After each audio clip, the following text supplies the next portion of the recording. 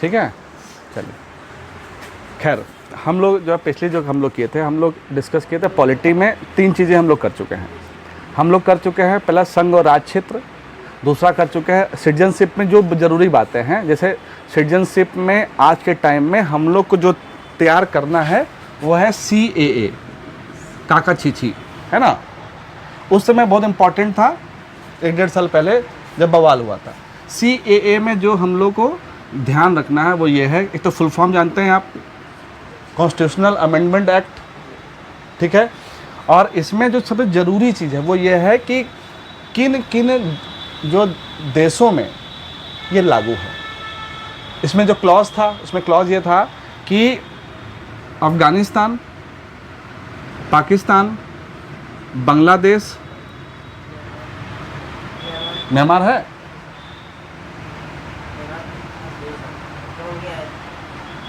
बस ये 3, अफ़गानिस्तान, पाकिस्तान, बांग्लादेश, ठीक। अब यहाँ पे जो है हिंदू समुदाय के, या आप कह लीजिए मुस्लिम समुदाय को छोड़ करके जो 5 जो माइनॉरिटीज़ हैं वो इंडिया में आ सकते हैं। उसका एक डेट डिफाइन उन्होंने किया, बात समझे कि नहीं। तो सिटीजन अमेंडमेंट एक्ट में इतना इम्पोर्टेंट, यानी कि जितने भी माइनॉरिटी है, जैसे बौद्ध हो गए, जैन हो गए, हिंदू हो गए, पारसी हो गए, बात समझे नहीं, इवन क्रिश्चियन हो गए, 3 में बात समझ पा रहे हैं कि नहीं। बस इनको छोड़ करके, अच्छा इनको क्यों छोड़ा गया थोड़ा समझिएगा। इसमें कोई ऐसा कोई रिलीजियस कोई डिफ्रेंशिएशन नहीं किया गया, इसमें ये डिफ्रेंशिएशन नहीं किया गया। अभी आपको याद होगा ओवैसी साहब इंडिया में भले ही कोई गड़बड़ बोलते हों, लेकिन पाकिस्तान में गए थे तो बहुत अच्छा बोल के आए थे, बहुत बढ़िया। वहाँ पे पूछा गया, किसी ने पूछा उनसे कि ये बताइए आप जो भारतीय मुसलमान हैं, आप भारतीय मुसलमान हैं, क्या आप पाकिस्तानी मुसलमानों को अपना भाई मानते हैं? आप यस नो में उत्तर दीजिए। तो उन्होंने यस नो में उत्तर नहीं दिया। उन्होंने बड़ी अच्छी बात बोली, उन्होंने बोला कि देखो ऐसा है कि जब आज़ादी का टाइम था, 14 अगस्त की बात कर रहे हैं, 15 अगस्त की बात कर रहे हैं, तो 14 अगस्त और 15 अगस्त में ये डिसाइड हो गया कि भाई जिसको इंडिया जाना है और जिसको पाकिस्तान जाना है वो चला जाए। वह हिंदू मुस्लिम दोनों के लिए था, हिंदू मुस्लिम दोनों के लिए था। तो जो पाकिस्तान में मुस्लिम थे, कुछ लोग आ गए इंडिया और कुछ लोग थे इंडिया से पाकिस्तान चले गए। आपका प्रश्न है कि क्या मतलब कि हम लोग यानी जो हिंदू मुसलमान हैं, क्या पाकिस्तानी मुसलमानों को अपना भाई मानते हैं कि नहीं? तो उसका उत्तर वो देते हुए बोले कि देखिए हम लोग राष्ट्रवादी मुसलमान हैं। तो राष्ट्रवादी मुसलमान थे तो हमने जगह को प्रश्रय दिया, इम्पोर्टेंस दिया, न कि धर्म को। बात समझिए, ओवैसी जी हैं और इसलिए हम लोग राष्ट्रवादी मुसलमान हैं, इसलिए हम लोग इंडिया छोड़ के पाकिस्तान नहीं गए और कुछ लोग चले गए। बात समझे नहीं? उन्होंने इस तरह क्वेश्चन का आंसर दिया। बात समझे कि नहीं? देखो क्वेश्चन का आंसर भी हो गया और वो उन्होंने ये भी बता दिया। जैसे भारत की अगर हम लोग बात करें तो भारत सिर्फ हिंदुओं का थोड़ी है, मुस्लिमों का भी है, पारसियों का भी है। जैसे दादा भाई नौरोजी हैं तो उनका नहीं है क्या? जैनों का भी है, सिखों का भी है, क्रिश्चियंस का भी, कुछ ऐसे भी होंगे क्रिश्चियन जो लड़े होंगे, मरे होंगे, तो उनका भी है।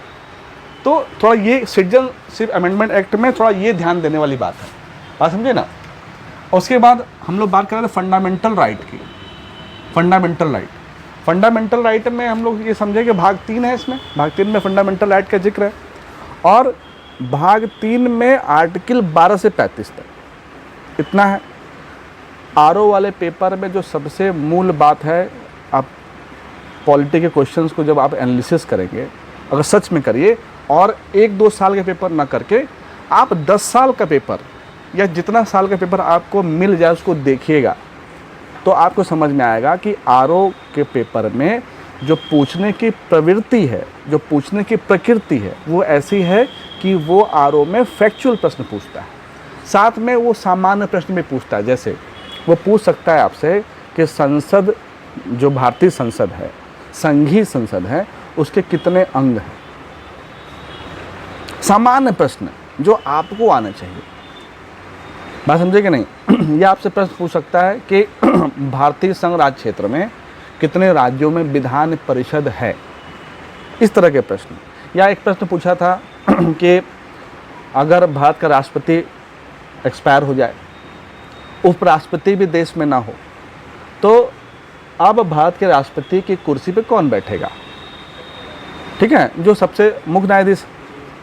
इस तरह का प्रश्न बना जो सामान्य प्रश्न है जिसका उत्तर सबको आता है, इस तरह का प्रश्न पूछा है, जटिल प्रश्न नहीं पूछ रहा है।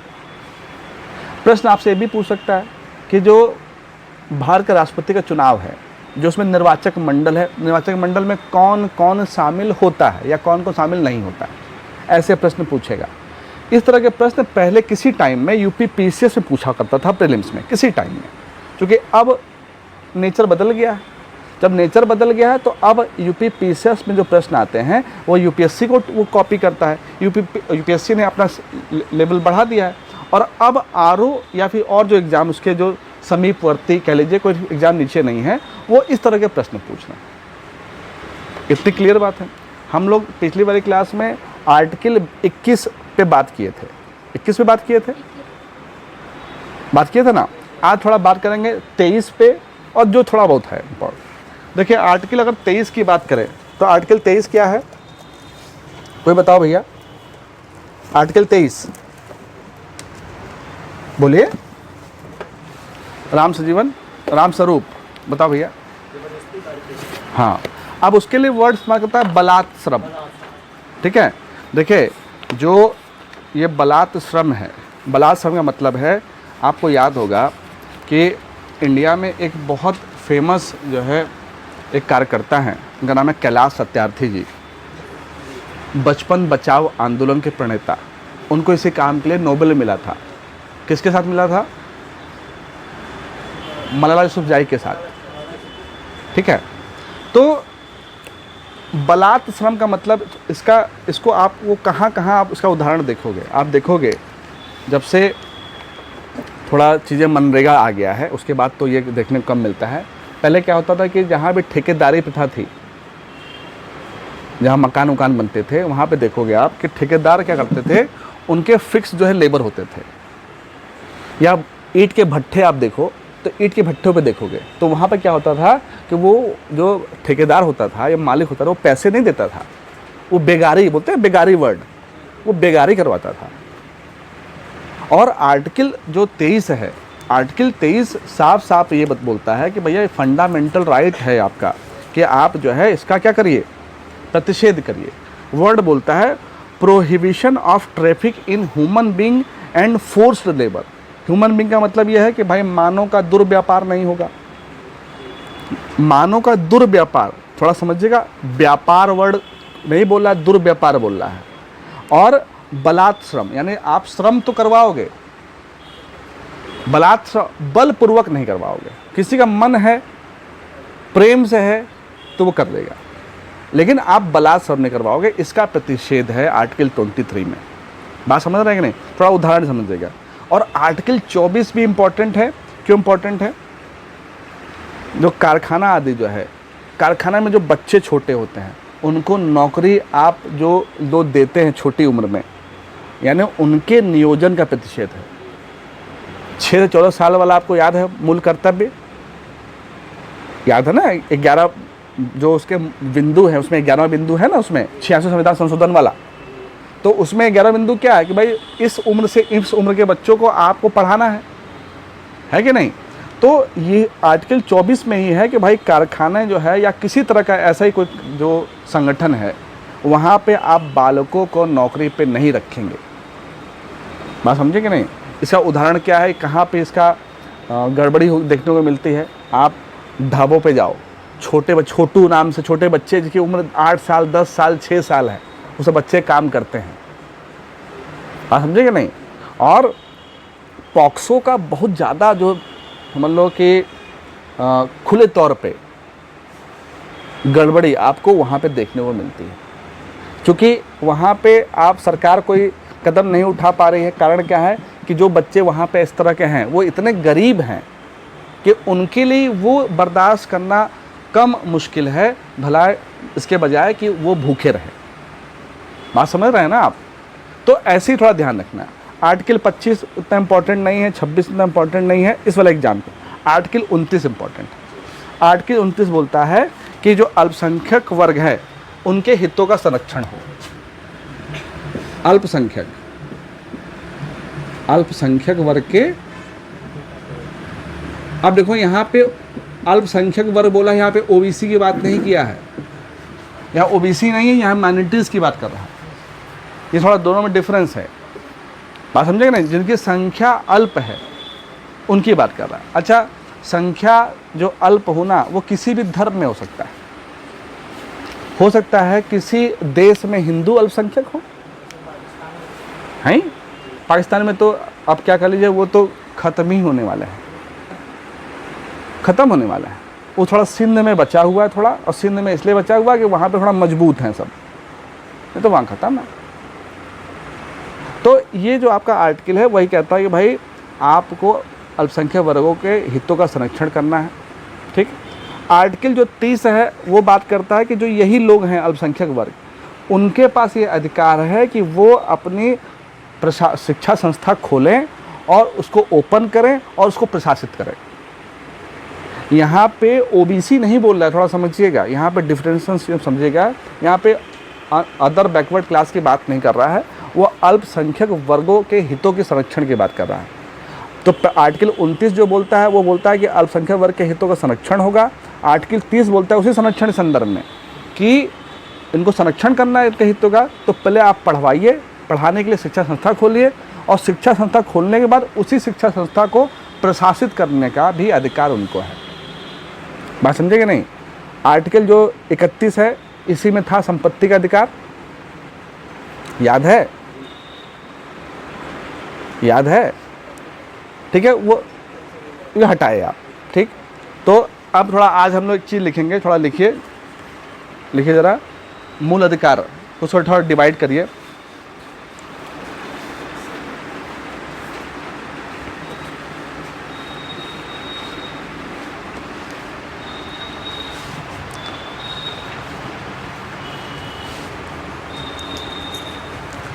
मूल अधिकार को हम लोग कैसे डिवाइड करेंगे, जैसे मूल अधिकार लिखिए आप, और फंडामेंटल राइट जो है पार्ट जो 3 है, ये जो आर्टिकल 12 से 35 तक है, ये तो अनुच्छेद है। अब इस अनुच्छेद जो है ये तो पूरी तरह से डिवाइडेड है। अब इसको अगर हम लोग मोटे मोटे भाग में फंडामेंटल राइट को अगर हम लोग स्वतंत्रता के रूप में समझें, तो ये पूरा का पूरा जो आर्टिकल है वो डिवाइडेड है कई भाग में। जैसे जो पार्ट ए बोलता है उसको वो जनरल बोलता है, साधारण बोलता है, जिसमें आर्टिकल वो 12 की बात करता है, 13 की बात करता है। मेरी बात समझ पा रहे हो कि नहीं। फिर पार्ट बी जो है जो 14 से 18 की बात करता है, बात समझे नहीं। पार्ट सी जो है वो 19 से 22 की बात करता है, बात समझ पा रहे हैं कि नहीं। जैसे जो 14 से 18 है, आप थोड़ा आर्टिकल समझिए, ये सुनना है। जैसे बोलता है विधि के समान समता, विधियों समान संरक्षण, तो इसमें वर्ड आया समता, है ना। दूसरा आर्टिकल बोलता है कि भाई धर्म है, मूल है, वंश है, जाति है, जन्म स्थान है, लिंग के आधार पे विभेद का प्रतिषेध, यहाँ पर भी समानता की बात कर रहा है। जो अगला आर्टिकल है वो बोलता है लोक नियोजन के विषय में समता का अधिकार, यहाँ पर भी समानता की बात कर रहा है। उसके बाद जो आर्टिकल है अस्पृश्यता का अंत, यहाँ भी समता की बात कर रहा है। उपाधियों का अंत, यहाँ भी समता की बात कर रहा है। तो इसको टोटल मोटे रूप में बोलते हैं समता का अधिकार, बात समझे ना। तो इस वाले एग्जाम में प्रश्न ऐसे पूछ सकता है कि भाई आर्टिकल 14 से 18 को आप किस अधिकार में रखते हैं, किस ग्रुप में रखते हैं, तो आप समता के अधिकार ग्रुप में रखते हैं, क्यों, है ना। उसके बाद जो अब आर्टिकल 19 की बात करें और 19 से आप 22 की बात करते हो, तो 19 में बोलता है वाक एवं अव्यक्ति की स्वतंत्रता का अधिकार, 20 बोलता है अपराधों के लिए दोष सिद्धि के संबंध में अधिकार, 21 बोलता है प्राण और दैहिक स्वतंत्रता का अधिकार, और 22 बोलता है कुछ दशाओं में गिरफ्तारी और निरोध से संरक्षण। ये टोटल को आप बोल सकते हैं स्वतंत्रता संबंधी अधिकार, स्वतंत्रता संबंधी अधिकार, है ना, क्लियर। उसके बाद जो अगला पार्ट देखते हो आप, जिसमें आप आर्टिकल 23 की बात करते हैं, 24 की बात करते हो, 25 की बात करते हो, 26 की बात करते हो, 27 की बात करते हो, 28 की बात करते हो, यानी 23 से 28 की बात करोगे, ठीक है, तो 23-24 आपको मिलेगा शोषण के विरुद्ध अधिकार। हाँ हाँ, दो, जैसे कि एक तो मानव का दुर्व्यापार नहीं करना है और उनका बलात्श्रम नहीं करना है, उसका प्रतिषेध करना है। दूसरा चीज़ है कारखाने आदि में बालकों के नियोजन का प्रतिषेध करना है। तो ये आर्टिकल 23 और 24 है। बिल्कुल, हाँ, विरोध कर सकते हैं। तो ये मूल अधिकार है ना, वो बोलेगा कि विरोध, मेरा शोषण हो रहा है। नहीं, जैसे वो ना बोल पाए उसको, वो तो बच्चा है। बिल्कुल है, और क्या, आप बिल्कुल कर सकते हैं। मैं आपको बताऊं, सच में आप जब IAS बन जाइए तो सबसे पहले इन बच्चों को छुड़ाइए। सबसे पहले हमारे सबसे मतलब मेरी दिली इच्छा है कि अगर आप अपने जीवन में 5 बच्चे भी अगर आप छुड़ा पाए, 5, ज़्यादा नहीं, 5, कैलाश सत्यार्थी थे तो रजिस्टर्ड 20,000 लोग को छुड़ाए हैं। सत्यार्थी 20,000 लोग रजिस्टर्ड, और हाँ, कुछ करते हैं, पढ़ाते लिखाते हैं अपने, सब कुछ करते हैं वो, मतलब फर्जी वाले नहीं हैं, फर्जी वाले नहीं हैं। और कैलाश सत्यार्थी का नाम कैलाश सत्यार्थी है। जिस समाज से आते हैं, जैसे तो ब्राह्मण है वो पीछे टाइटल नहीं लगाते हैं। क्यों नहीं लगाते हैं? क्योंकि टाइटल लगाएंगे तो उनका बहुत विरोध किए, सब बहुत विरोध किए। देखो आजकल क्या ना, समाज को इस तरीके से बांट दिया गया है, सिर्फ हिंदू धर्म में नहीं, हर धर्म में, जिससे कि वो आपस में फंसा रहे और लीडरशिप मजे लेते रहे, मजे लेते रहे। अभी आज जो है यहीं लखीमपुर में ही जो है शिक्षकों का विरोध था ऑल इंडिया लेवल पे, बात समझे कि नहीं। अब गवर्नमेंट ने स्मार्टली क्या किया है, अपने अंदर से भी एक ग्रुप बना दिया है, तो उसमें से भी कुछ लोग उसमें चले जाएंगे, तो कमज़ोर हो गया ग्रुप ने, 3-4 ग्रुप बना दिए हैं सब, तो 20% लोग पहुँचते हैं। OPS ओल्ड पेंशन स्कीम की बात कर रहे हो, पिछली बार चुनाव लड़े थे ये लोग, समाजवादी पार्टी लड़ी थी, उसी पे हार गए आप। और लगातार बीजेपी बोल रही है, सत्तासीन पार्टी है, कि भैया हम नहीं दे पाएंगे। जब उस खुले तौर पे बोल रही है और चुनाव के टाइम बोल रही है, आप साफ समझ लो नहीं देना है उसको। और उसको ये भी मालूम है कि ये जो नौकरी में लोग हैं उनका प्रतिशत इतना कम है कि वो इम्पैक्ट नहीं डाल पाएंगे, बहुत कम है। कितना प्रतिशत? 5% से कम हो आप जो नौकरी में है, कितना इम्पैक्ट डाल पाएंगे? और उस 5% में भी बीजेपी, हर जो पार्टी होती है ना, उसका कुछ कोर वोट होता है, जो कुछ भी हो जाए। मैं कभी कभी आता हूँ तो बच्चे बोलते हैं नून रोटी खाएंगे मोदी को जिताएंगे। तो समझिए जरा आप, ये कोर उसका वोट है, वो कुछ भी करेगा उसको सब सही लगेगा। आप समझेंगे नहीं, हम किसी पार्टी के विरोधी नहीं है, ना समर्थक हैं, लेकिन हम एक बात बता रहे हैं आपको, ये एक तरह का इम्पैक्ट डाला हुआ है। वो जब बच्चा बड़ा होगा, आप देखिए कभी भी रैली लगती है तो रैली में जो बच्चे सब आगे रहते हैं, कार्यकर्ता के अलावा, कार्यकर्ता कम चिल्लाते हैं, उन नए नए बच्चे सब, उन्हीं का मिसयूज होता है। और वही क्या यूथ है, वही इंजन है, वो चिल्ला रहा है।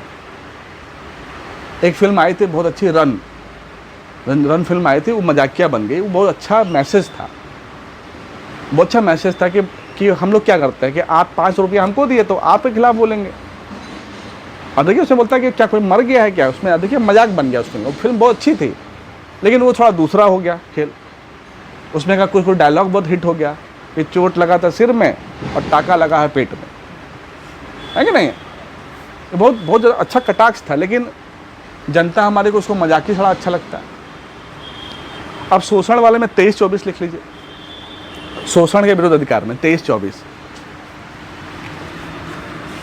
देखो इस वाले अपने इस एग्जाम में कोई कठिन प्रश्न नहीं आता है, बस ये आपको ध्यान रखना है कि प्रश्न क्या पूछ रहा है और कुछ फैक्चुअल इन्फॉर्मेशन जो बहुत ज़रूरी है।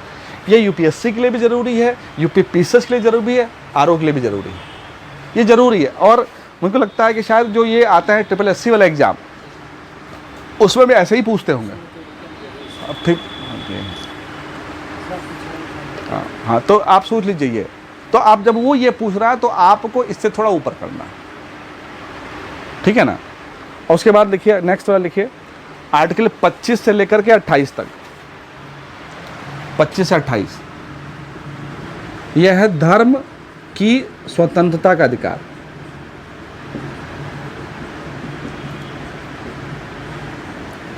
धर्म की स्वतंत्रता का अधिकार।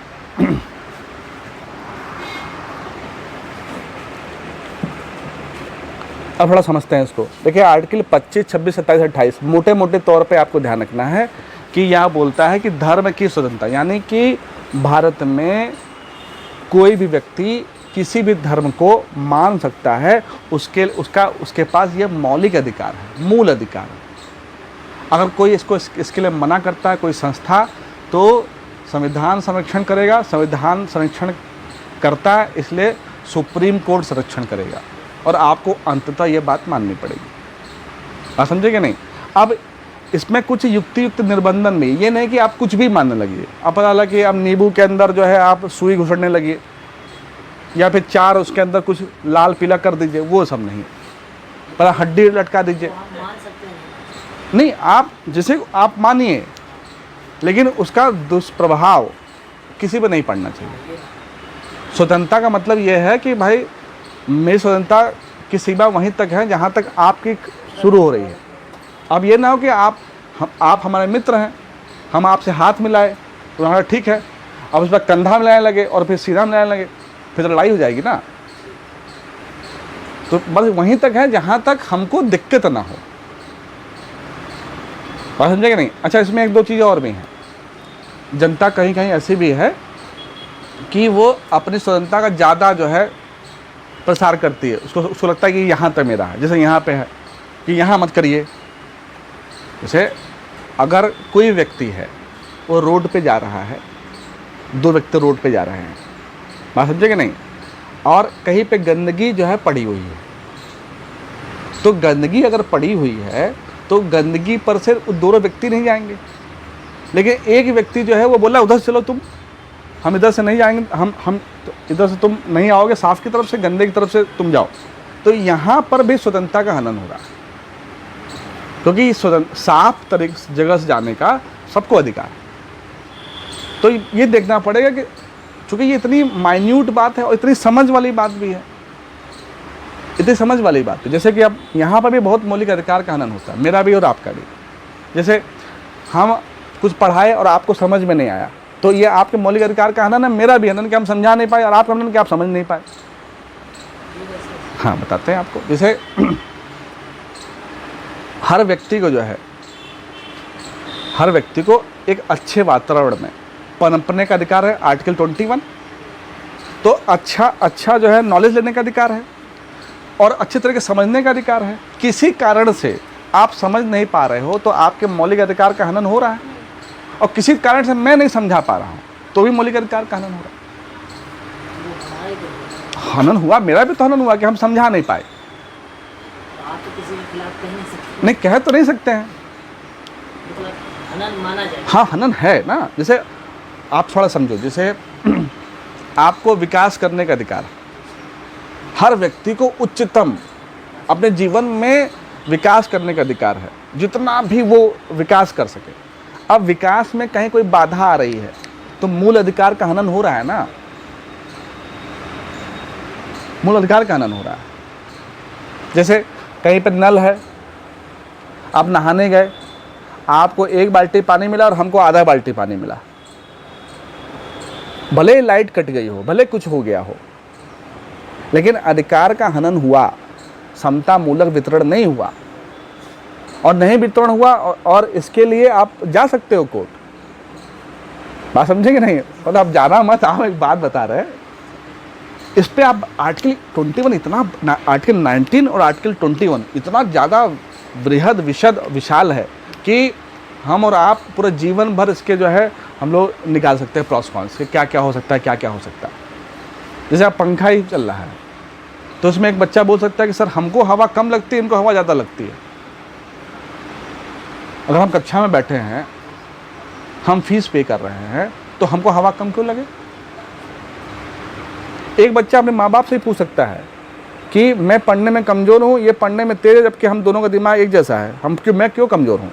मेरा मौलिक अधिकार का हनन हुआ है, आपने सही से हमारा पालन पोषण नहीं किया। हर बच्ची पूछ सकती है माँ बाप से अपने कि ऐसा दुर्भाव क्यों है। भाई जब हम पैदा हुए तो उस पर मेरा तो कोई नियंत्रण था नहीं, ना आपका नियंत्रण था, तो फिर दुराभाव कैसे किया आपने? बात समझे कि नहीं? हम लोग नेता नहीं बनना है, लेकिन हम एक बात बता रहे हैं, बहुत मुद्दे हैं, कुछ दूसरी तरफ क्लास चली जाएगी, लेकिन बहुत मुद्दे बहुत हैं। ठीक है, आप लिखिए 29, 30, 31 संस्कृति और शिक्षा संबंधी अधिकार।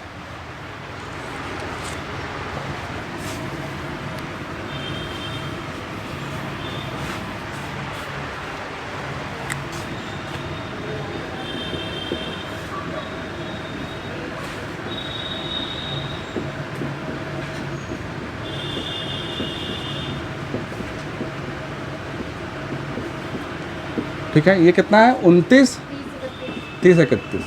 अब देखो 31 हटा दिया गया तो 29, 30 मानिए आप। हाँ, अब बड़ा 29, 30 की बात करें आपको, इसका नाम है संस्कृति और शिक्षा। तो बहुत मुश्किल है यार ये, संस्कृति और शिक्षा संबंधी अधिकार। अब ये बोलता है संस्कृति, पहले तो आप समझिए संस्कृति क्या है। संस्कृति क्या है? बोलिए, सही बताएंगे? हाँ, सही बताएंगे आप। देखिए, संस्कृति बनी है कृति से, अच्छी कृति, उधर संस्कार, अच्छा आकार, बेकार आकार नहीं, मानव के संबंध में बात हो रही है। ठीक है, तो अब जो संस्कृति होती है वो समय लेती है, सभ्यता और संस्कृति साथ साथ दोनों वर्ड है, समय लेती है। और तो ये बोल रहा है, जैसे मान लीजिए कोई एक ट्राइबल है, जनजाति, तो जनजाति का खाने का तरीका, बोलने का तरीका, पहनने का तरीका, बोलचाल का तरीका, रहने का तरीका, व्यवहार करने का तरीका, वो सब अलग है, वो संस्कृति है। तो वो बोल रहा है कि संस्कृति और शिक्षा संबंधी जो अधिकार है उसको बचाने का जो है ये आर्टिकल 29, 30, 31 में। ठीक है, 29 बोलता है इसी में कि अल्पसंख्यक वर्ग जो है, उन अल्पसंख्यक वर्ग यहाँ बोल रहा है, क्योंकि उन्हीं को बचाना है। अल्पसंख्यक वर्ग जो बहुसंख्यक हैं वो तो बचा लेंगे, अल्पसंख्यक वर्ग के बाद ही चैलेंज है जो मूल अल्पसंख्यक है। जैसे मान लो कितने ट्राइबल्स खत्म हो गए, पता ही नहीं हम लोगों को। आपने मणिपुर में देखा मणिपुर में जो लोग एक्सपायर हो गए, मान लो जैसे कि हमको याद थोड़ा आ रहा है, जब कई साल पहले की बात बता रहे हैं आपको, एक जनजाति थे बो। I suppose I was in, this is the event of year 2008 और 2009, उस समय 8-9 की बात है। उसमें बो जो है एक जनजाति थी जिसकी एकमात्र जो महिला थी वो एक्सपायर हो गई। अब वो ख़त्म हो गई तो अब वो संस्कृति तो ख़त्म हो गई ना, हाँ समझेंगे नहीं? तो ये चूँकि वो अल्पसंख्यक है, उनको बचाने का अधिकार राज्य का है। अच्छा, वो उनको नहीं पता चल पा रहा है, तो इसलिए आपको मौलिक अधिकार में ये दिया गया कि आप अपने को बचा लो, आप अपने को बचा लो। मेरी बात समझ रहे हैं कि नहीं? उसके बाद इसी में है कि भाई संस्कृति हो गई एक तरफ, दूसरी है शिक्षा। तो शिक्षा जो आप जो है, चूँकि संस्कृति और शिक्षा संबंधी अधिकार है, तो आप अपने को बचाने के लिए आप शिक्षा संस्थाओं की स्थापना करिए रोशनी, और स्थापना करने के बाद उसको प्रशासित खुद करिए, तभी तो बचोगे आप। बात समझेंगे नहीं? उसके बाद होता है आर्टिकल जो आता है, वो आता है 31 क ख ग घ, इसको बोलते हैं, लिखिए, कुछ विधियों की व्यावृत्ति, सेविंग ऑफ सर्टेन लॉ। कुछ विधियों की व्यावृत्ति,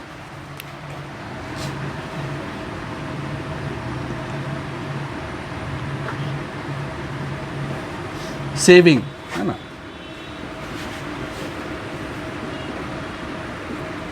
कुछ विधियों की व्यावृत्ति, saving of certain law, saving की बात करें।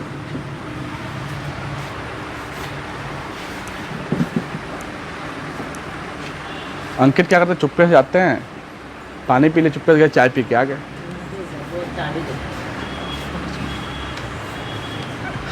ठीक है, अब थोड़ा ये कि आप ये कभी नहीं पढ़े होंगे, इसको पढ़िए। ये कभी नहीं पढ़े हैं आप। देखिए इसमें क्या बोलता है, इसमें वर्ड बोलता है व्यावृत्ति, यानी कि कुछ ऐसे रूल्स रेगुलेशंस हैं जिसको आपको सेव करना है। और ये आर्टिकल 31 में है। 31 तो हट गया था, ये 31 ए बी सी और डी है। 31 ए बोलता है कि कोई भी संपदा है उसको आप अर्जित करने के लिए जो भी उपबंध हो रहा है उसको, उसके लिए जो रूल बना है उसको आप बचाइए। कोई संपदा समझते हैं? संपदा, संपत्ति अलग चीज़ है और संपदा अलग चीज़। संपत्ति में सिर्फ और सिर्फ आप फिजिकल चीज़ों को लेकर के आते हो। जैसे आप समझना, आप जैसे आपके फादर है मान लीजिए, उनको कोई एक ऐसी लैंग्वेज आती हो, ठीक है, जो बहुत कम लोगों को आती है, तो वो संपत्ति नहीं है लेकिन वो संपदा है। बात समझ रहे हैं कि नहीं? नहीं, इसको ऐसे आप उसको, गुण तो है ही, गुण तो है ही, लेकिन कुछ ये ऐसा होता है कि वो इस एक तरह की एंटिटी है, मतलब एक तरह के आप समझ लीजिए वो दिख तो नहीं रही है, गुण का वो भाग है, गुण का हिस्सा है, लेकिन गुण बोल के ना वो उसका आकार और उसका जो विशालता छोटी हो जा रही है, उसका महत्व कम हो जा रहा है। जैसे मान लीजिए कोई ऐसा व्यक्ति हो जिसको मतलब वो पहले से ही कुछ भाप लेता हो, या आप कह लो कि उसका सिक्स सेंस जो है या तीसरा नेत्र जो है काम करता हो, तो वो उस व्यक्ति का संपदा है। लेकिन ये सब में हो ये पॉसिबल नहीं। लेकिन कुछ चीज़ें ऐसी होती हैं जो हैं, जैसे मान लो माँ और बाप में, हिंदुस्तान में अक्सर ऐसा होता है कि जो माएँ होती हैं वो जॉब कम करती हैं, अक्सर ऐसा होता है। लेकिन अब जब रिटायर फादर होता है या मदर रिटायर होती है, तो फादर रिटायरमेंट होता है तो वो अपने बच्चों के नाम से प्रॉपर्टी दे दिया, कुछ कमाया दे दिया, ध्यान सुनना। लेकिन माँ के पास ऐसा कुछ नहीं है देने के लिए। लेकिन माँ ने जो संपदा दी है वो क्या दिया? तमीज। ठीक है, थोड़ा समझना इस चीज़ को। जैसे माँ ने सिखाया कि भाई जो भरवे जो है करेला बनता है वो ऐसे बनाया जाता है, ये पापा नहीं सिखा पाएंगे। और ये जो आप बात समझ रहे हो कि नहीं, थोड़ा समझना, बहुत गहरी बात बता रहे हैं। ये पापा नहीं दे पाएंगे। पापा ने तो सिर्फ आपको प्रॉपर्टी दे, ज़मीन दे दिया। या फिर कब कैसे बोलना है, लड़कियों के साथ लड़कों के साथ होता है, मम्मी बोले दबा देती है, चुप रहो। जो ये सब तरीके हैं, ये भी जो है वो मिला है, लेगेसी है, लेकिन वो दिखती नहीं है। इसका सबसे अच्छा उदाहरण है बनिए। जितने बड़े बनिए हैं उनकी वाइफ काम नहीं करती हैं, वो अपने बच्चों के अंदर यही संपदा जो है पैदा करती हैं और फिर आकर वो बड़ा बनिया बनता है। कोई बनिया देख ली, कोई भी बनिया कहीं आसपास, बनिया किसी कास्ट की बात नहीं कर रहे हैं, ना किसी को हम टारगेट कर रहे हैं, हम एक सोच की बात कर रहे हैं। जितने बड़े बनिया देखिए आप, बात समझ पाएंगे नहीं। अब ऐसे आर्टिकल जो 31B बोलता है कि कुछ अधिनियम हैं, कुछ विनियम हैं, ठीक है, उसको आप सेव करिए, उसकी वैलिडिटी को आप बचा के रखिए। इसके ज़्यादा अंदर नहीं जाना, एग्जाम में से ज़्यादा नहीं पूछेगा। 31C बोलता है कि जो कुछ जो है ऐसे डायरेक्टिव प्रिंसिपल हैं, ठीक है, जिनको प्रभावी करने के लिए भी आपको सेव करना है उसको।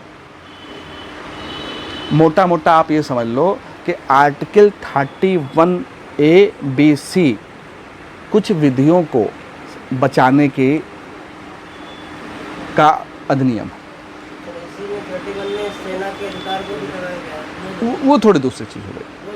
हाँ, वो थोड़ी दूसरी चीज़, हाँ वो थोड़ी दूसरी चीज़ हो गई, वो थोड़ी दूसरी चीज़ हो गई।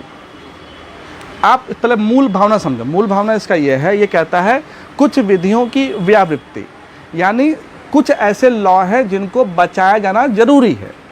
और ये सब जोड़ा गया बाद में, 31 के बाद 32 के पहले A-B-C-D जो देख रहे हैं आप, ये बाद में जोड़ा गया है।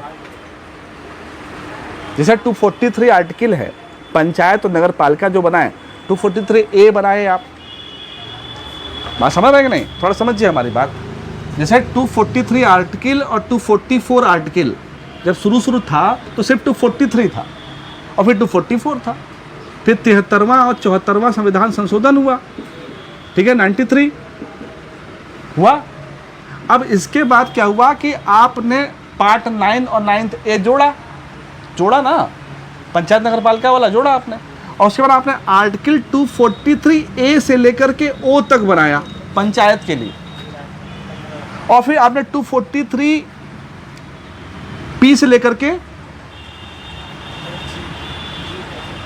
जेड जी तक बनाया, और फिर आपने कोऑपरेटिव सोसाइटी बनाया अभी रिसेंट में, तो आपने फिर 243 ZH से लेकर ZT तक जोड़ा। तो ये सब जुड़ रहा है ना, बाद में जुड़ा है ये। ऐसे ही 31 और 32 के बीच में पहले कुछ नहीं था, फिर आपने ABCD जोड़ा, और जो जोड़ा है उसमें आपने क्या बोला है कि सेविंग ऑफ सर्टेन लॉज, कुछ विधियों की व्यावृत्ति। समय के अनुसार हमारा जो संविधान है वो बहुत ज़्यादा लचीला नहीं है, बहुत ज़्यादा कठोर नहीं है, समय के साथ इसमें बदलाव हो सकता है, इसलिए आपको जहाँ स्कोप लगता है, आसान भी नहीं है कि आप ऐसे बदल दोगे, और इतना कठोर भी नहीं है कि आप बदल नहीं पाओगे। क्लियर बात है? आप थोड़ा लिख लो, आप आर्टिकल 32 से लेकर के आर्टिकल 35। ये सर ये जो ग्रेविटी वाला वो किसमें 31 में? 31 में नहीं, 31 ABCD। बात समझ पाए कि नहीं? देखो हमें बताएं, ये आर्टिकल 31 ABCD ने बहुत समझाने वाला है, और अपनी परीक्षा में इसकी उपयोगिता नहीं है। बात समझे कि नहीं? तो इसको हम कभी चर्चा करेंगे, कभी हम आपको पूरी क्लास इसी पर रख देंगे, लेकिन अभी के लिए नहीं, इतना ही। अब लिखिए आप आर्टिकल 32 से लेकर के 35 तक, इसका नाम है संवैधानिक उपचारों का अधिकार।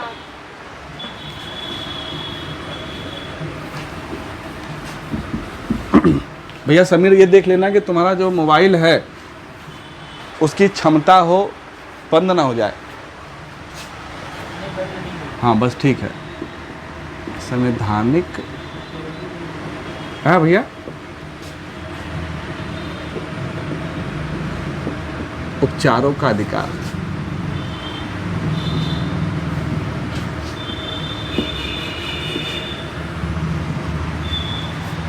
हमने कल भी चर्चा किया था कि भाई ये उपचार है, उपचार रोग का होता है, और रोग कैसे होगा, रोग कहाँ से आ गया? देखिए भारत के संविधान में 2 पार्टी है, एक है हम भारत के लोग, we the people of India.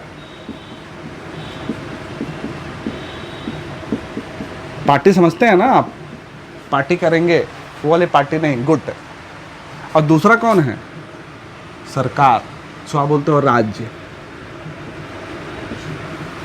यही तो है, थोड़ा समझना है इसको, यही तो है, कोई दूसरा, कोई तीसरा, कोई और नहीं।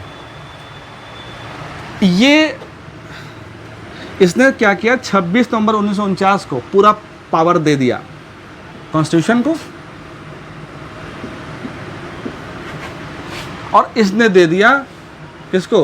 राज्य को दिया ना। अब राज्य के जो आप जो राज्य है यहाँ पे कहने का आशय सरकार से है, और सरकार के कितने अंग होते हैं? 3, 4, 5 नहीं होते हैं, 3 ही मूल अंग होते हैं। एक को बोलते हो विधायिका, एक को बोलते हो कार्यपालिका, और एक को बोलते हो न्यायपालिका। समझ में आ रही बात? यही सरकार है, ये भी सरकार का हिस्सा है, बस ये है कि ये थोड़ा बाहर है।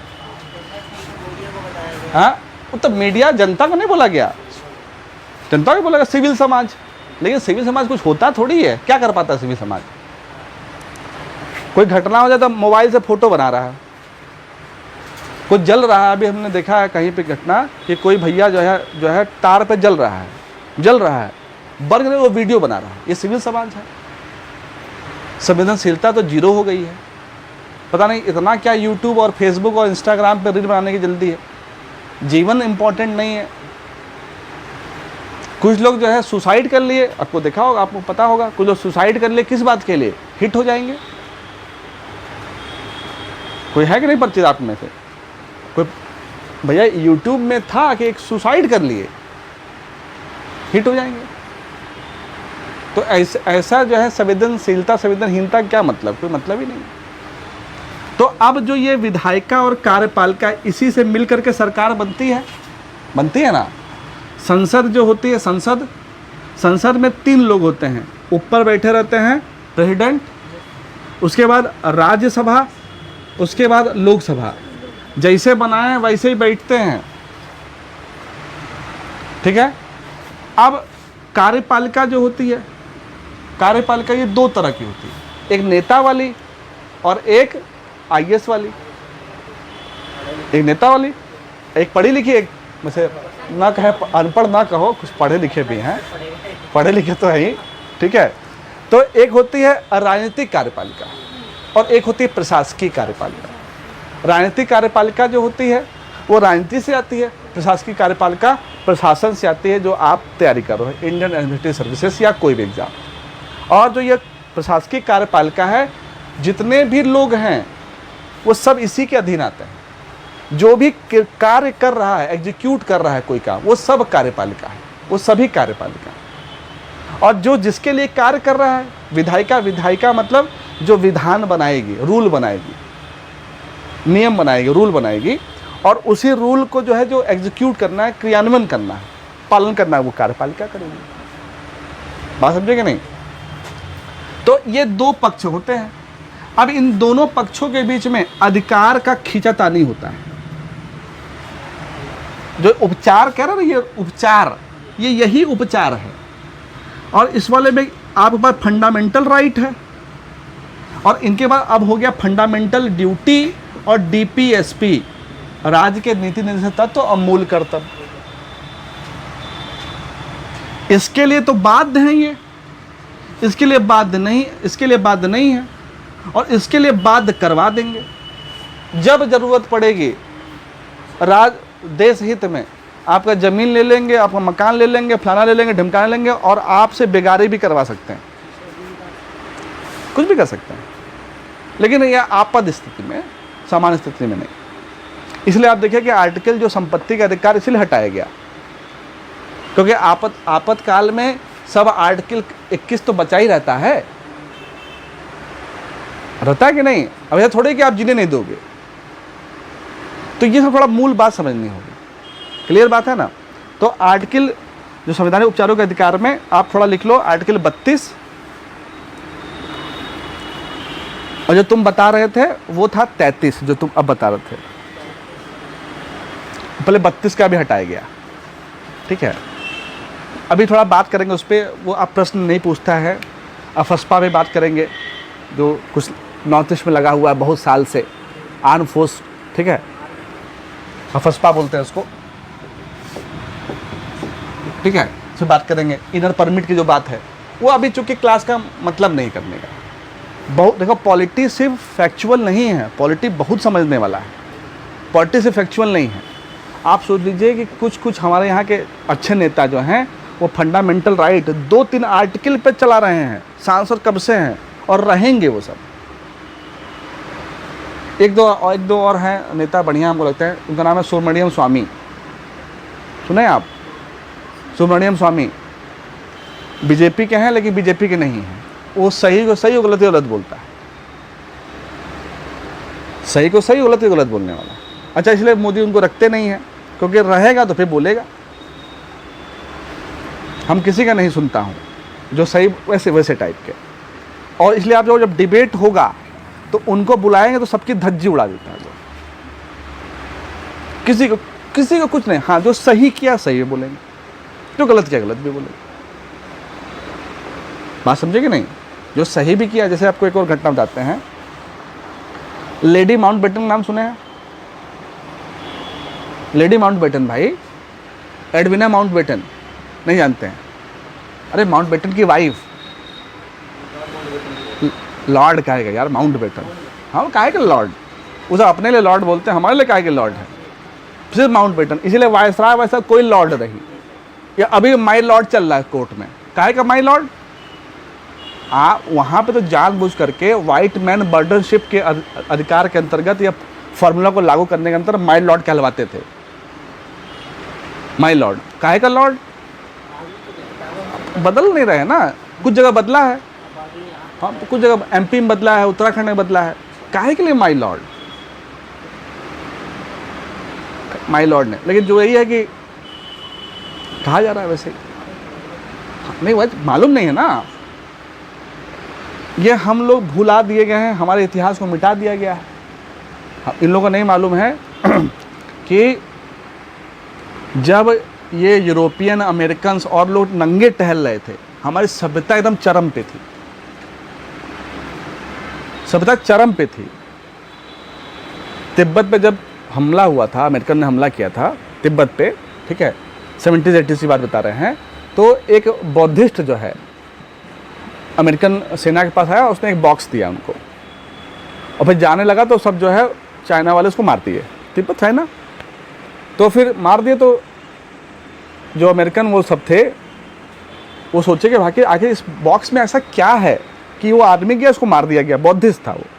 फिर उस वाले बॉक्स को खोला गया और फिर उसका कार्बन डेटिंग करवाई गई, उसमें विष्णु जी की मूर्ति थी। जब कार्बन डेटिंग हुई तो वो जो है 30,000 साल पुरानी निकली, 30,000 साल पुरानी, बात समझ रहे हो ना? तो आप समझ लो कि मूर्ति के अलावा 30,000 साल पुरानी है। उस समय में हिंदू धर्म व्याप्त है, धर्म समझना, धर्म नहीं, सनातन। और अगर मूर्ति ला इतनी ज़्यादा है अच्छा, उसमें वहाँ पे लिपि भी लिखी हुई थी, उसमें कुछ पेजेस भी था, तो समझ में आया सबको क्या, ये मतलब ये जो संस्कृति है वो कितनी ज़्यादा पुरानी है। लेकिन चूँकि ये सब बातें अगर आपको जाकर बता देंगे, आप चौड़े हो जाओगे, अरे यार हम तो बहुत पुराने हैं। आपने एक फिल्म बनाई, नमस्ते लंदन बनाई थी, आपने शायद देखा है कि नहीं देखा है, अक्षय कुमार वाली, उसको तो देख लीजिएगा, कम से कम नई पिक्चर है, उसको देख लीजिएगा।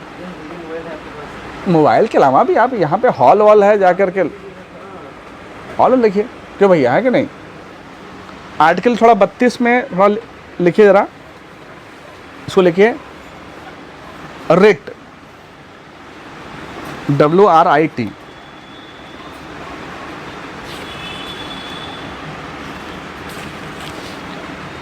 रिट को हिंदी में क्या बोलते हैं बताएं भैया? इसको लिखिए आप, संवैधानिक उपचार।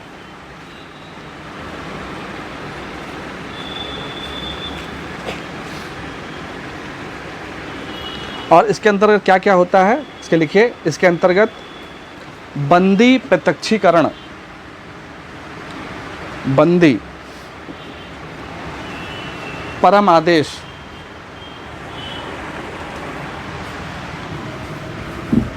अधिकार परीक्षा,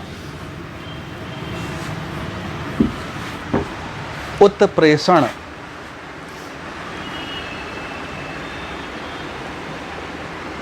प्रतिषेध,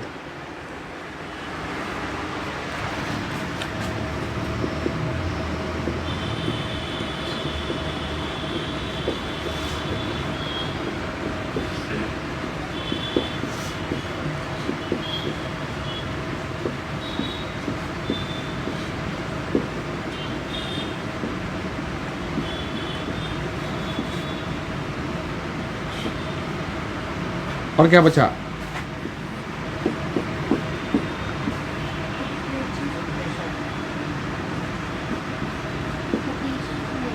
रहता है, ठीक था, ये होता है, ठीक। अब थोड़ा इसमें बात सुनिए जो आपको जानना चाहिए। अब ये बोलता है, चूँकि संवैधानिक उपचारों का अधिकार है, तो जब ये रोग हो गया, किसी तरह से आपके मौलिक अधिकार का हनन हुआ, तो इसका उपचार कौन करवाने में मदद करेगा? सुप्रीम कोर्ट, क्योंकि सुप्रीम कोर्ट जो होता है वो संविधान का संरक्षक है ना। तो क्या होता है इसमें कि जो भी मूल अधिकार हैं इसको लागू करवाने के लिए सुप्रीम कोर्ट क्या करेगा? ऐसा निर्देश या आदेश देगा, और जो निर्देश आदेश है ये यही है, इसी के माध्यम से यही है। आपका मूल अधिकार का हनन हुआ तो हनन का इलाज या तो इससे होगा, या तो इससे होगा, या तो इससे होगा, या तो इससे होगा, या तो इससे होगा। हाँ, चाहे कोई हनन करे, चाहे कोई हनन करे। और एक और बात समझिए, आपका हनन करने वाला है कौन? स्टेट, राज्य। राज्य, और कौन करेगा? या फिर और समझिए, जैसे कोई संगठन भी कर सकता है, राज्य का हिस्सा है। बस इसीलिए थोड़ा आप मूल समझिए, बात भी समझ गए। आपके सामने स्टेट है। जैसे आप लड़ाई सुनते हो कि जो लड़ाई होती है दीवानी और फौजदारी होती है दीवानी फौजदारी। दीवानी का मतलब तेरी दीवानी, दीवानी का मतलब दीवानी का मतलब जहाँ पे लड़ाई झगड़ा नहीं है। कौन लड़ाई झगड़ा? दीवानी का मतलब क्या बताइए? जहाँ पे थोड़ा समझिए बस। हाँ, दीवानी और फौजदारी, नाम में ही स्पष्ट है, दीवानी और फौजदारी। एक्चुअली क्या है, जो हमारा जो लॉ चल रहा है, कोर्ट चल रही है, वो अभी बहुत पुराने सिस्टम से चल रही है। हम अभी तक हिंदी में नहीं ला पाए हैं इसको। जैसे खसरा खतौनी बोलते हो आप कोई भी जाओगे लिखने के लिए तो आपको वो मतलब आपको उर्दू में लिखा मिलेगा, फारसी में लिखा मिलेगा। उर्दू में नहीं, फारसी में, उर्दू में नहीं। उर्दू तो हम लोग थोड़ा समझ भी लेंगे, वो उर्दू तो हमारे यहाँ की है, लेकिन फारसी तो भाई फारस की है। अब कब का फारसी चले गए, लेकिन छोड़ गए, बोलते हैं अंग्रेजी छोड़ गए, फारसी भी छोड़ गए हैं। अब इस वाले में क्या है? फौजदारी, फौज। इसके अलावा जो कुछ है वो सब मामले दीवानी। बात कि नहीं समझे आप? इसीलिए जो आप देखोगे कोर्ट के अलावा एक भैया तो क्या नाम होता है, सब डिविजनल मजिस्ट्रेट, SDM। इनके पास ये बहुत से मामले कौन से आते हैं? दीवानी। और फिर दीवाना कर देते हैं, ये बुलाते रहते हैं, है कि नहीं? क्लियर है बात? देखो लाइट गई, वापस आ गई। ठीक, थोड़ा इसमें लिखिए आर्टिकल 33, आर्टिकल 33। हाँ, जैसे कि राज्य की बात अगर हम करें, मान लीजिए कोई संस्था जैसे कोई स्कूल हमारे अधिकारों का हनन कर रहे हैं, तो हम उसको वहाँ राज्य कहेंगे। तो ये जो उत्तर प्रदेश है इसको फिर हम राज्य तो नहीं कहेंगे। हम बताते हैं आपको। जैसे आप समझिए, जैसे सिटीजनशिप है। भारत एक संघीय देश है, संघ और राज्य क्षेत्र दोनों अलग अलग हैं, सबके अपने अपने सीमाएं हैं, सबके अपने अपने अधिकार हैं। अब मान लो उत्तर प्रदेश में कोई व्यक्ति है, उसके मौलिक अधिकार का हनन हो रहा है। मौलिक अधिकार का हनन कौन कर रहा है? मान लो कोई प्राइवेट स्कूल कर रहा है, तो वो राज्य का हिस्सा नहीं है। जिसको आप, राज्य का मतलब ये है कि आप किसी न किसी तरह सरकार से जुड़े रहिए। एडेड कॉलेज है, राज्य का हिस्सा है। प्राइवेट सेक्टर में आप अपने हिसाब से आप जो है 30% 20% आरक्षण नहीं करवा पाओगे, एडमिशन नहीं करवा पाओगे, लेकिन एडेड कॉलेज में करवा सकते हो और गवर्नमेंट कॉलेज में तो करवा सकते ही हो। बात समझे कि नहीं? मेरी बात समझ रहे हैं? लेकिन कुछ मामले में कर सकते हैं, जैसे फीस उसको लेकर ऐसा कर सकते हैं। करते तो हो आप, लेकिन अगर वो हम फीस जमा किए, सब कुछ किए, हमें रिजल्ट ही ना दे रहे हैं, हाँ बिल्कुल हनन है आपके, हनन है, बिल्कुल हनन है। तो वो राज्य में ही आता है। नहीं, हमारी बात समझिए। अब ये हनन हो रहा है, अब आप शिकायत करोगे, ठीक है? चूँकि वो राज्य के अधीन है, राज्य के अधीन है, तो एक्शन आप वहाँ से लोगे। हमारी बात समझे कि नहीं? जैसे आप देखिए, कोई समस्या होती है, आप तहसील जाते हो, क्यों? क्योंकि यहाँ के लिए तहसील का मतलब क्या? राज्य। अच्छा सर, ये लागू होगा प्राइवेट बैंक पर? बिल्कुल लागू होगा। वो राज्य का हिस्सा तो कहलाएगा। हम वो कहलाएगा राज्य का हिस्सा, बस इससे कहलाएगा। आपके ज़मीन पर जो जैसे कि सिटीजनशिप है, जो सिटीजन भी किसी न किसी क्षेत्र में रह रहा होगा, किसी न किसी ज़मीन पे, और वहाँ पे कोई कॉलेज भी होगा, हाउस भी होगा। जो भी हनन करेगा उसके अंदर, और वहाँ का जो स्टेट है वो जो है, समझेंगे नहीं, वो करेगा, उसके अधीन आएगा। और जो सेफ्टी मेजर्स है सरकार के माध्यम से, ये सर कोई ये तो कोई लागू करेगा ना कि ये क्षेत्र राज्य का है, हाँ बिल्कुल लागू करेगा। कोई भी सेक्टर राज्य का है, ये तो बताएंगे। बिल्कुल लगाएगा, बताएगा। हेलो, हाँ बताइए। नमस्ते।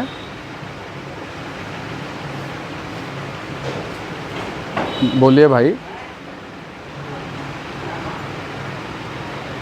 तो किस लिए फ़ोन किया आपने?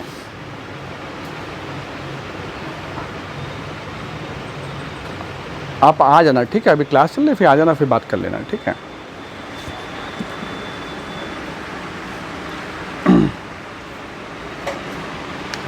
क्लियर बात समझ पाएंगे नहीं आप? कोई डाउट है? अब आर्टिकल थोड़ा 33 लिखिए ज़रा, जो अभी तुम बोल रहे थे 33, जो कन्फ्यूज़ हो रहा था ना, इसी वाले आर्टिकल में बोलता है कि जो ये वाला भाग है जो संवैधानिक उपचार का है, थोड़ा आप बात समझो क्यों ये लागू किया गया।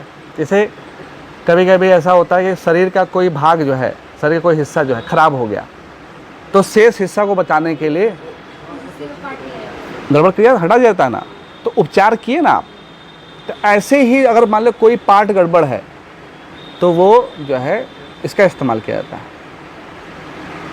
33 के लिए है ना, तो ये 33 वाला तो सेना पे ही लागू है। हाँ, सेना पे लागू है। मतलब जैसे हमसे कोई कहे सावधान रहो तो हम नहीं रहेंगे, हमें आप, हाँ सेना में कहेंगे तो नहीं, थोड़ा वो दो चीज़ें हो गई ना। जैसे आप जब आर्मी ज्वाइन करोगे हाँ, तो उसके तो नियम आप, हाँ, उसके नियम कानून आपको पालन करने पड़ेंगे। नहीं पड़ेगा। हाँ अगर वहाँ वो लोग ऐसा कहते हैं कि नहीं करेंगे तो कोई दिक्कत है। हाँ। अब जैसे आप मान लीजिए किसी जगह किसी संगठन में आप कर्मचारी हैं, तो जो संगठन का जो सीईओ है या संगठन, वो जब आएगा तो आपको उनको नमस्ते करना पड़ेगा या फिर आपको जो भी करना पड़ेगा। लेकिन आम नागरिक को अगर वो नहीं भी करेगा तो आप कोई कार्रवाई नहीं कर सकते। लेकिन जो दूसरा वाला है उस पर कार्रवाई की जा सकती है। बात समझेगा नहीं?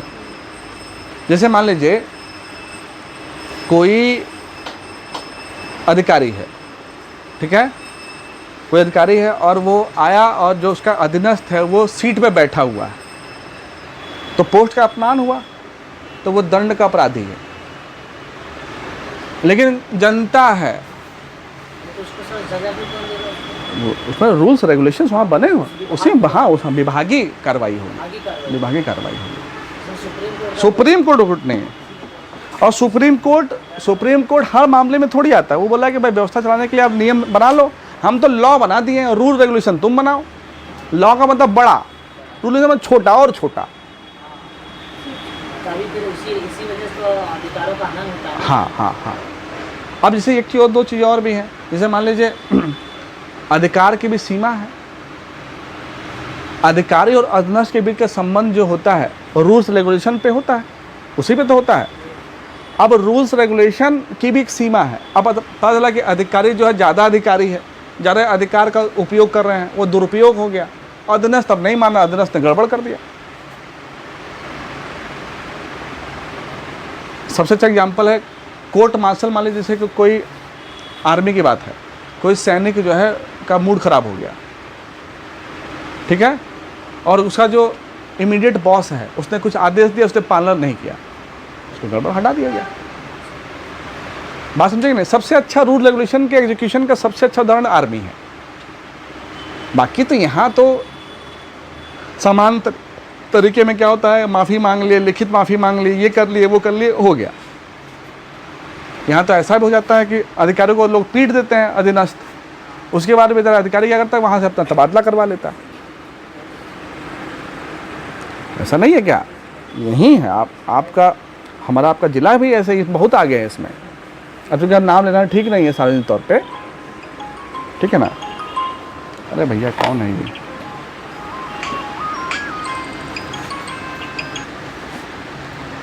हेलो हेलो,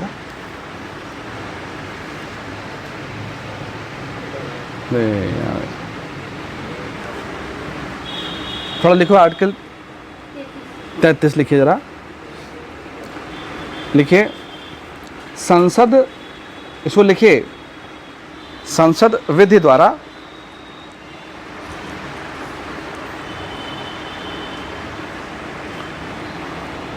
द्वारा, ठीक है,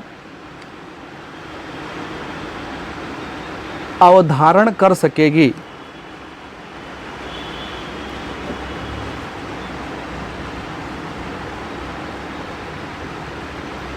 अवधारणा मतलब लागू कर सकेगी, ठीक है।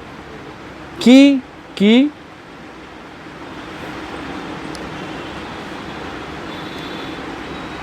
कौन सा दिया गया अधिकार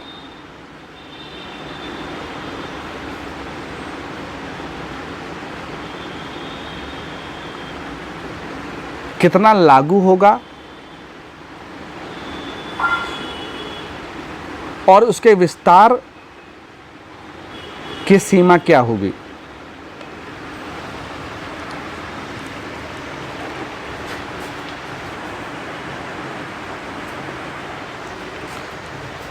ठीक है, इसमें क्या क्या होता है, कौन कौन होता है। जैसे पहला वही कि जितने भी सशस्त्र बल हैं, सशस्त्र, बिना शस्त्र वाले नहीं, शस्त्र के साथ